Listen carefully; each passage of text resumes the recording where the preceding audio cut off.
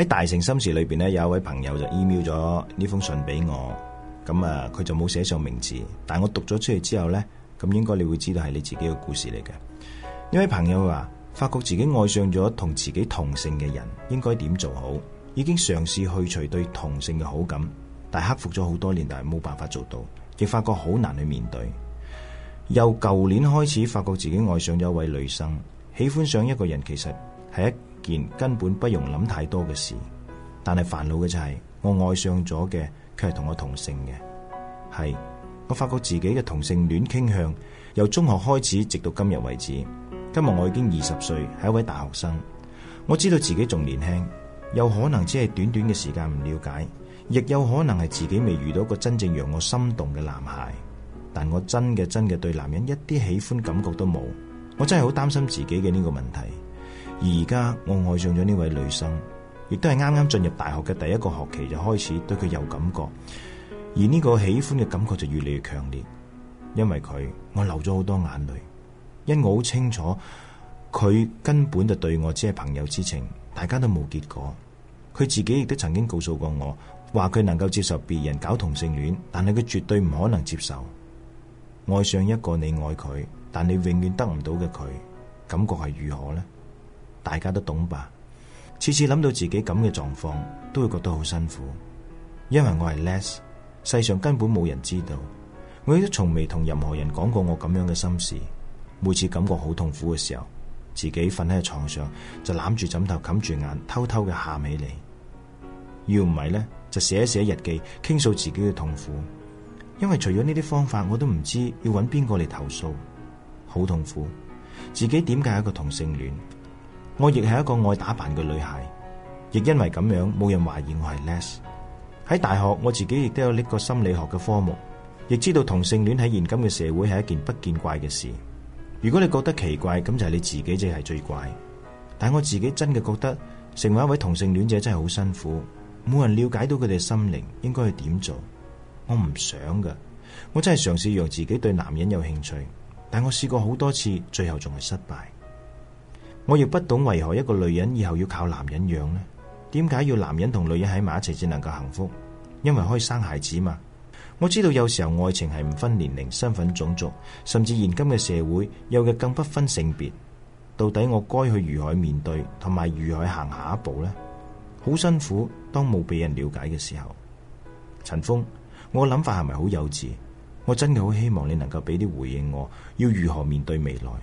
如果我呢種情況一直持續落去，因我真嘅唔知要揾邊個嚟揭開。曾經諗過見心理學家，但係自己仲係一個學生，唔係太足夠錢，點能夠睇心理醫生呢？而家嘅心情又下降啦。OK， 呢位朋友，其實關於呢個問題，我自己都有時候諗唔通。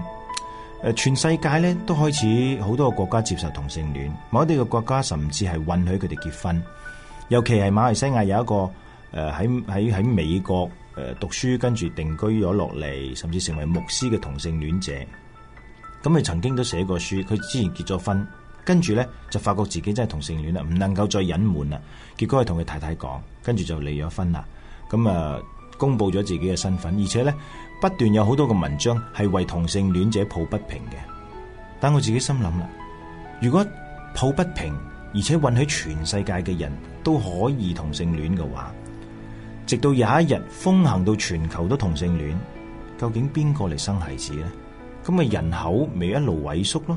如果你根據一個醫學嘅角度去睇，咁如果人人都可以同性戀，咁邊個嚟生仔啊？真係用科學嚟複製人類，跟住嘅人類就係呢個同呢個複製人同嗰個複製人再繼續談戀愛，而且可能都仲係同性㗎嘛？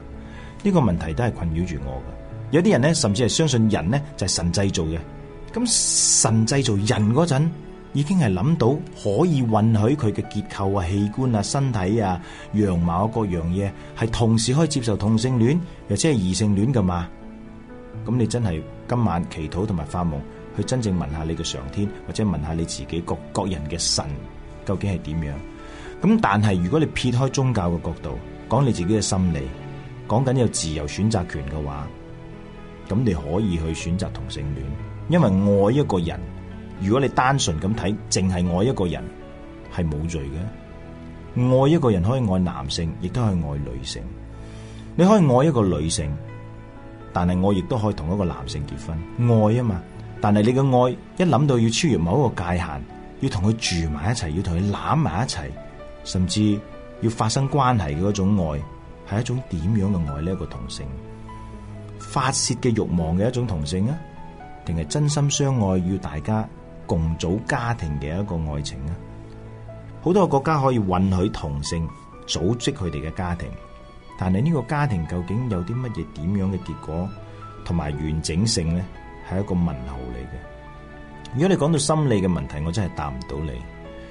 最簡單嘅就係去到你如果好努力，好努力，我想講嘅就係，如果你真係好努力，你拍心口，你話俾自己聽，你真係曾經真真正正努力去遏止自己嘅呢個同性傾向，去嘗試接觸男性都唔得嘅話，咁我都勸你係放棄啦。因為你提到話，我已經嘗試咗好多年，去嘗試去留意男性或者接受男性，但係你唔得。但係我首先要懷疑你呢個嘗試，究竟你真嘗試、假嘗試定係盡力嘗試？真正嘗試幾乎就係要完全斷絕，去幻想、去諗、去嘗試，覺得可以同同性再繼續發展落去。呢個可能性要完全剪到斷，冇咁嘅可能性，話俾自己聽。咁你就可以徹底擺低，跟住徹底去接受男性。就好似一段愛情咁樣，我要接受新嘅戀情，但係我放唔低咯。你自己口都講咗啦，你放唔低舊嘅，你點可能接受新嘅？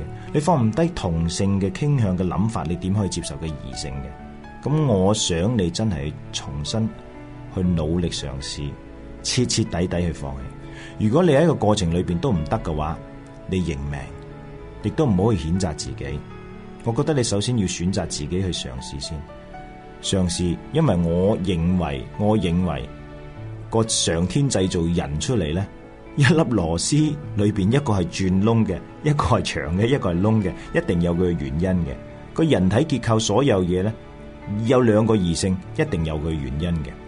我依然係堅持嘅睇法就係應該要異性戀，唔係同性戀。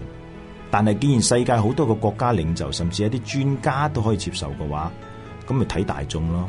當你好努力咁去嘗試，你改變唔到，令到自己過一個正常嘅，我又唔可以提正常，對唔住，我應該係講，唔可以去一個異性戀，你唔能夠好努力咁去令到你自己嘅異性嘅，就唔好再繼續去強迫自己，唔好再繼續強迫自己，就選擇你覺得你心裏邊嘅感覺，因為你仲年輕，我希望你可以嘗試俾自己1-2年嘅時間去真正接受男性，到之後唔得啦。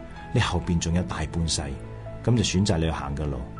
咁啊，睇下馬來西亞發展如何，係咪普遍上都可以接受同性戀？如果唔得嘅話，學我嘅朋友啦，我朋友索性飛咗去英國，同佢嘅同性朋友結婚，組織家庭，開開心心喺嗰處過。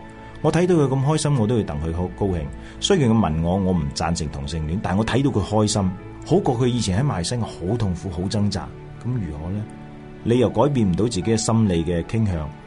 咁你又生活喺呢個比較思想保守嘅國家，咁你既然痛苦咯，咁你倒不如咧離開呢處，去一個地方係可以接受你哋嘅，寧願你生活得快樂，去尋找你嘅愛情嘅夢。咁總結嚟講，第一步你一定要俾自己一次機會，徹底咁放低，跟住咧嘗試去接受，1-2年，真係唔得嘅話，好啦，隨你嘅心去行。